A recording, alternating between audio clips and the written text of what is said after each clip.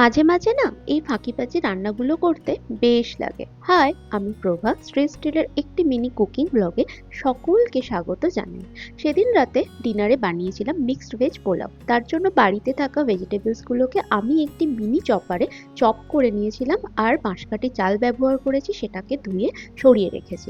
তারপর একটি পাত্রে তেল আর ঘি দিয়ে তাতে জিরে ফোড়ন দিয়েছি। তারপর চপড ভেজিটেবলস গুলো দিয়ে দেওয়ার পর তাতে স্বাদ মতো নুন, একটু গরম মশলা আর চিকেন মশলা দিয়ে নাড়িয়ে নিয়েছি। তারপর আমি ফ্রোজেন কড়াইশুঁটি অ্যাড করেছিলাম আর একটু আদা রসুন পেস্ট দিয়েছিলাম। তারপর চালটাকে অ্যাড করে আমি একটু শেজওয়ান সস দিয়েছি। আপনারা চাইলে স্কিপ করতে পারেন। এখানে আমি 1.5 কাপ চাল নিয়েছি, তার জন্য 3.5 কাপ জল ব্যবহার করেছি। এই চালটা সেদ্ধ হতে বেশ টাইম লাগে, তাই 3টে সিটি দিয়েও আমি 10 মিনিট রেস্টে রেখেছিলাম।